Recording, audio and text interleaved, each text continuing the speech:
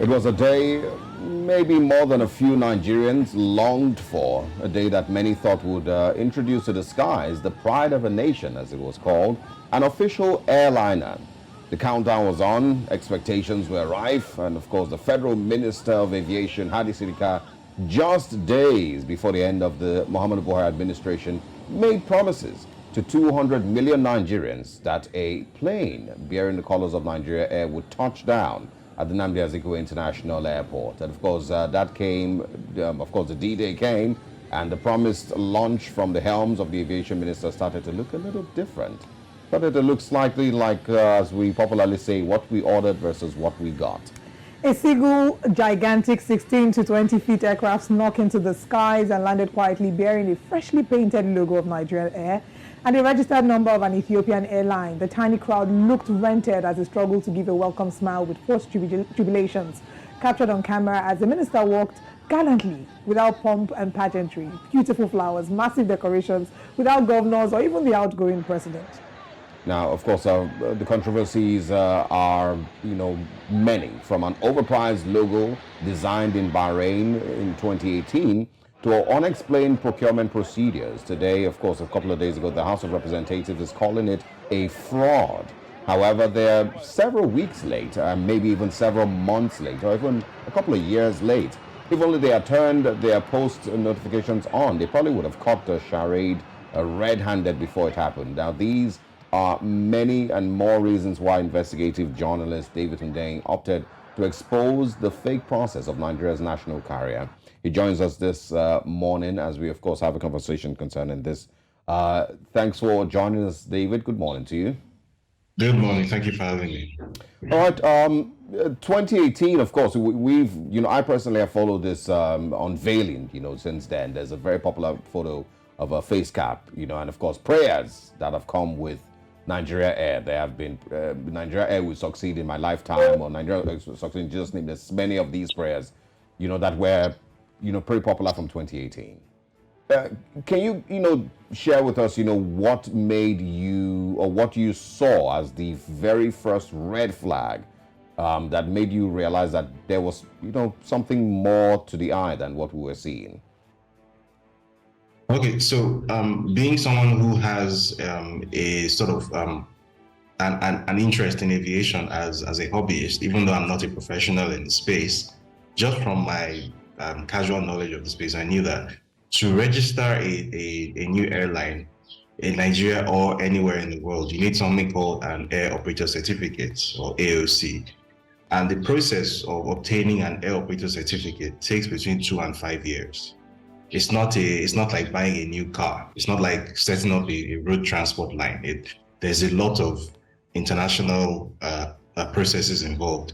Even if you're in Nigeria and you're only subject to the NCAA regulations, in order for Nigerian airspace to remain open to airlines flying in from the US and Europe, in order for Nigerian airlines to have access to EU and US airspace, they still need to abide by EU and US regulations.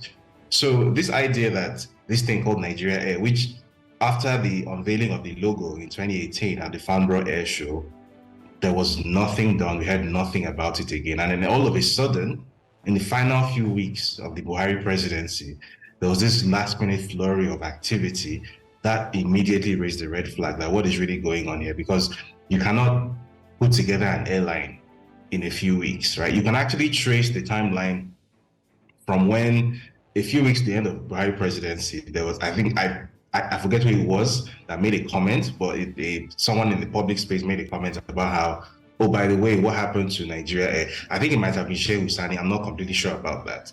I'll need to confirm that. But from the moment where that individual made that comment, and then to when we started seeing this flurry of activity from Hadi Sirika, the timelines match up almost perfectly. So to my eyes, it seemed as if the ex-aviation minister realized belatedly that he was about to leave office without his signature promise wasn't going to be delivered before he left office.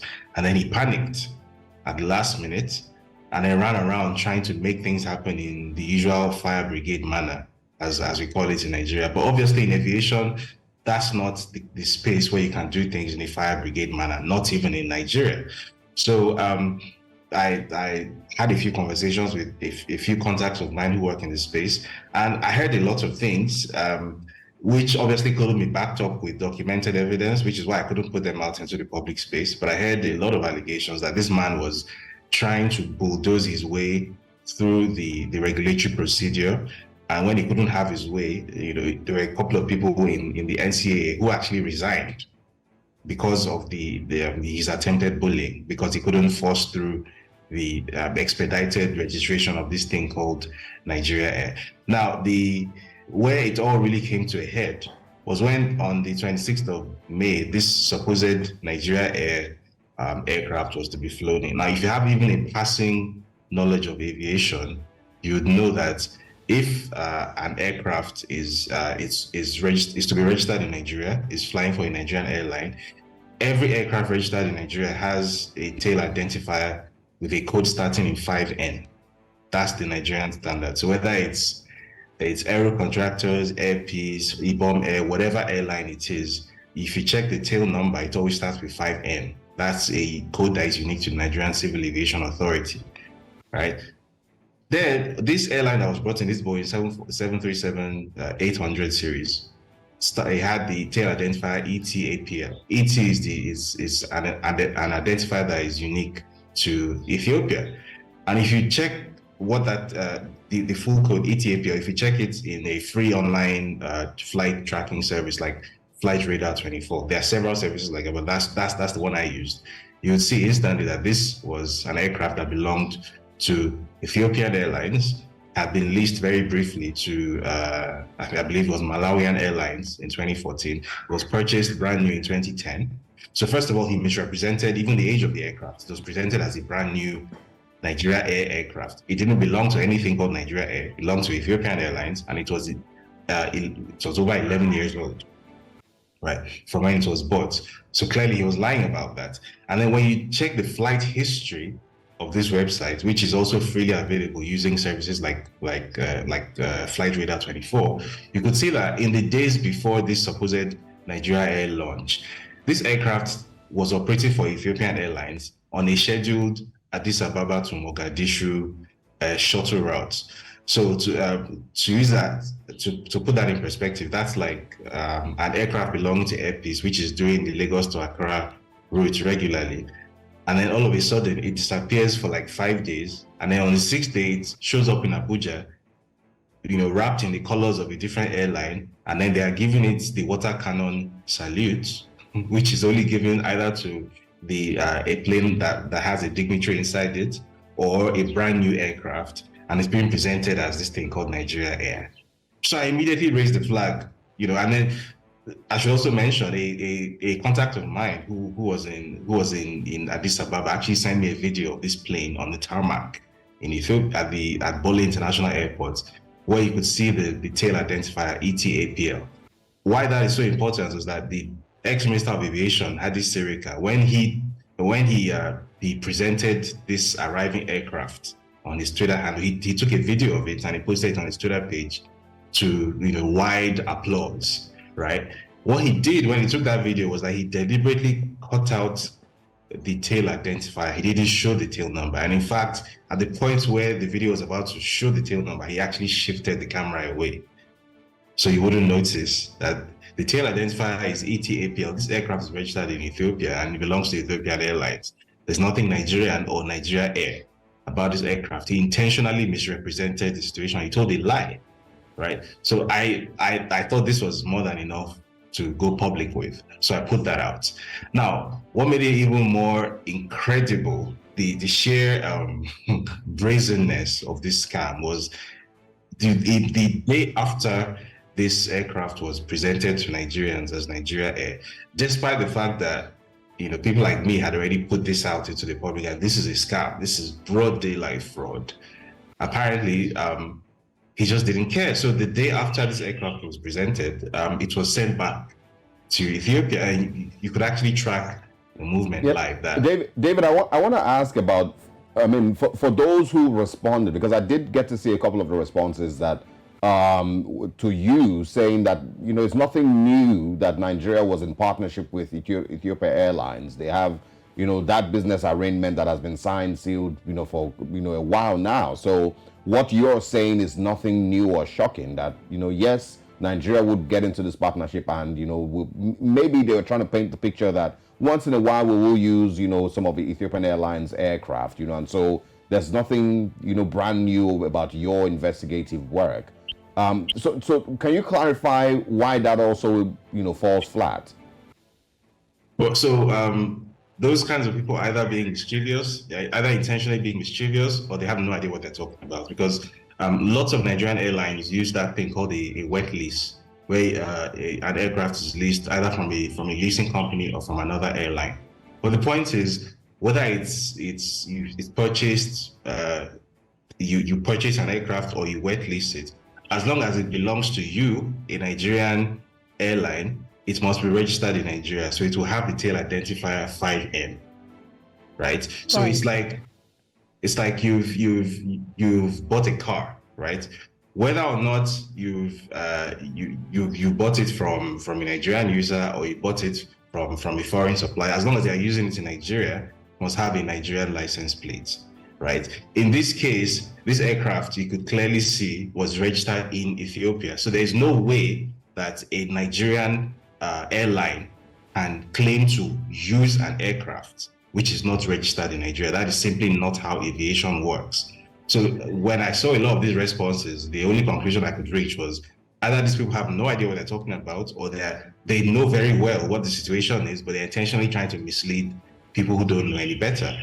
All right, David, I don't know if you've been able to see the appearance of the MD of Nigerian Air before the Senate House on Aviation. And there are a number of things that he said, and one of the things would be that he wants to clarify some misconceptions. He referred to these as misconceptions. And as a matter of fact, I'm going to quote something he says. He says, the issue of the airline was totally misconstrued by everybody who was trying to be mischievous. What are your reactions to this? And of course, we've seen that a number of Nigerians have called this out as fraud, but he's referring to it as a misconception and saying that, a lot of things, social media did their thing. What's your reaction to this, David? So, in fairness to the MD, if you watch his appearance, he came across to me as someone who was actually throwing his former boss, Adi Sirika, under the table. He was throwing his former boss under the bus, no pun intended, because I guess he was trying to save his own career. So if Adi Sirika is going to prison, he definitely doesn't want to go to prison with him. So he didn't really come across like he was defending what happened. He rather just came across like he was trying to clear the air. So from what I could deduce, what he was actually saying was that there were a lot of people who actually knew what the actual situation was, who actually knew that there was no such entity called Nigeria Air at the time, which could call itself an airline. It didn't have an air operator certificate. You can't call yourself an airline without an air operator certificate. That's like calling yourself a bank without a CBN license. And that these people also knew that this aircraft wasn't registered in Nigeria, so therefore couldn't belong to a Nigerian airline.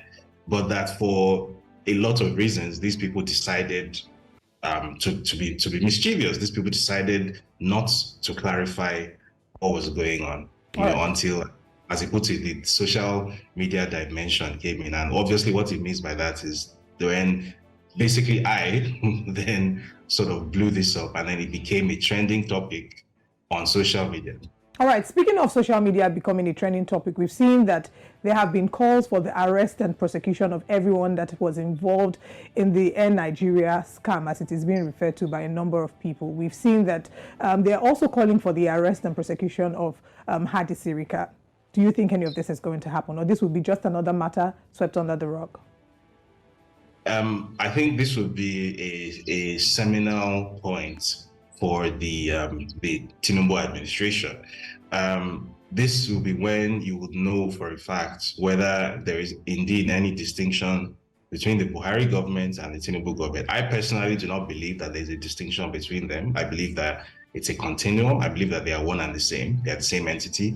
So I don't believe that despite the the very clear and obvious and egregious example of fraud that has taken place, and the fact that this has even become internationally recognized now. I don't know if you're aware, this is being covered in the American press now. Breitbart covered this last night. This is going to get bigger. This would be a perfect opportunity for the new government, which is trying very hard to lay claim to some form of legitimacy, to prove that it actually has any intentions of acting as a legitimate government and changing any of the narratives which are on ground, which we've seen over the past 8 years. But I don't believe it's going to take that opportunity. But they should feel free to prove me wrong, as always. Well, of course, a lot of Nigerians will say, a lot of people say, don't hold your breath. But of course, I think there's also a lot of people who agree with you that this would be an opportunity for the current administration to show their stance on corruption and to show their stance on, mismanagement of Nigeria's funds. Will questions be asked or not? But I want you to quickly also respond to a statement by former President Shahid Bashar Ahmad, who says Nigeria Air is not a fraud. The aviation ministry has made significant progress towards its realization. Branding has been unveiled, even if there was some controversy concerning that in 2018. Partnerships and agreements signed, most of the operational certificates issued, and operational offices open. Nigeria Air will fly to make Nigeria proud. So I want you to quickly respond to that, and also, for those who say, well, the idea has been launched, right? We may not be flying the planes today, but at least on paper, there's, the idea, hanging in there. So, give us a couple of months or weeks or years and we'll then bring the planes and, but at least we've started. What's your response to those, perceptions? Well, anybody can put branding together. I used to run a business in Nigeria. It's still registered on the CAC database. I had branding too. I had branded materials. I had an office too. So the fact that you've rented office space and you have branded, you've sorted out your branding, doesn't mean anything, right? An airline is not a mom and pop business. It's not a shop where you sell biscuits and soft drinks, right? As I've mentioned earlier, before you can call an entity an airline in Nigeria or anywhere in the world, there's a 5-step process that entity must have gone through to obtain its air operator certificate. As at May 31, which was the date of the letter that I put out a few days ago, Nigeria Air, or the entity called Nigeria Air, was still stuck at stage 1 of this 5-stage process. This 5-stage process takes between 2 and 5 years. Nigeria Air was still at stage 1. Stage 1 is the very first process, which takes just about 1 week to get through. So you cannot call that entity an airline. It simply doesn't exist. It might be registered on CAC, right? Anybody can register something on the CAC, but for you to call yourself an airline, right, you must have gone through the regulatory processes to be recognized as an airline under Nigerian law. Nigeria Air has not gone through those processes, so it is not an airline. So Bashir Ahmad or whoever trying to claim that there is an airline because there's branded face cap or whatever, or there's an office somewhere, that's complete nonsense, right? That's like me coming out to say tomorrow that I own a bank. Well, my CBN license is still in view. That in view might be in 5 years or in 10 years time, I don't know, but I walk by faith that I own a bank. That's complete nonsense. That's not how it works. All right. There's also been conversations as to concerns expressed by a number of Nigerians as to who the true owners of Nigeria Air are, because they say that there's been lots of conversations about, how much Ethiopia Airline and how much percent equity they have, and they're asking for full disclosure as regards who the real owners are. So this is probably even the most significant part of the fraud which is being perpetrated. The fact that what exactly that shareholding agreement is, that ownership agreement is, we simply don't know. We heard a lot about how there's some mystery consortium of investors. Who are these investors? What is their shareholding? What equity injection have they put in? We don't know. This supposedly is an entity which has involvement of the federal government of Nigeria. So in a manner of speaking, even if the entire entity itself is not a publicly owned entity, for the fact that there is public involvement, there's taxpayer money involved. Supposedly, as much as 139 billion supposedly has been spent on this Nigeria Air project, supposedly, right? We don't actually know how much was spent on it, but supposedly that's how much has been spent on it. So if that amount of taxpayer money has gone into it, there needs to be public disclosure. What was our money spent on? What is the shareholder agreement? All this documentation should be in public domain. We should be able to do a Google search and access it. It should be there. It's not. And then we've also seen stories about how supposedly entities which were listed as investors in this project supposedly came out and distanced themselves from it. So who exactly owns Nigeria Air? What is the shareholding breakdown of Nigeria Air? And the entities involved supposedly in this ownership, such as Ethiopian Airlines, what is their specific equity contribution to this project? Because where you see the people like Bashir Ahmad and Tolu Gulesi claiming that supposedly Ethiopian Airlines is going to own or supposedly owns a 49% stake in Nigeria Air. Well, if they own a 49% stake in this venture, then what was their equity contribution to it for them to own half of it? Because if it's the Nigerian federal government which is spending all of the money to put everything together, and then there's another entity somewhere which supposedly owns 49%, or here the federal government supposedly owns 5%. First of all, we don't know whether any of this is true. These are just statements that we have read in newspapers because a presidential aide or someone from the Ministry of Aviation put this out in a statement. We've not seen documentation to prove that any of this is true. They could be lying, And then secondly, what exactly justifies this supposed 49% stake? Who owns this stake? How much did they pay to own a stake in it? These are the issues which need to be a matter of public disclosure. We need to know. And I'll just quickly mention this, that this feeds into one of the bigger issues, which not only do I face this as a journalist, but I think Nigerians as a whole face this, which is like there is this huge problem of opacity in Nigeria's government. Supposedly we have a Freedom of Information Act. Supposedly we're an electoral democracy. Supposedly we're supposed to have free information and access to know what our government is doing. But functionally, our government insists on acting as if it's a military dictatorship. We simply don't know, and it refuses to release this information. So I think whether it's the House of Reps, which is currently has some kind of interest in this issue, or whatever regulatory or oversight body is involved in this, needs to make it clear to the Aviation Ministry that we need to know all of this. This information cannot be hidden. If public money is involved, the Nigerians must know. I mean, billions have been expended on this, and unfortunately, Nigerians are grossly disappointed to see that we don't have answers. Like you've mentioned, a lot of it is shrouded in seeming secrecy, it would seem. My final question would be this. We have these questions that have been posed, and we don't have answers to them, and we're not really hearing anything from Hadi Sirika. A number of people have complained that the video is still up on his social media handle. How do we expect him to react to all of this? On the one hand, whilst we're talking about the Tinubu administration conducting investigations into this, how should the man react? Is the fact that we're not hearing anything telling of any part of his character? Well, yes, absolutely. If you are being openly accused of fraud in a parliamentary hearing, the entire news media in the country is referring to you as a fraudulent person who has committed a state level scam. You are being spoken of as a con artist. If you have any kind of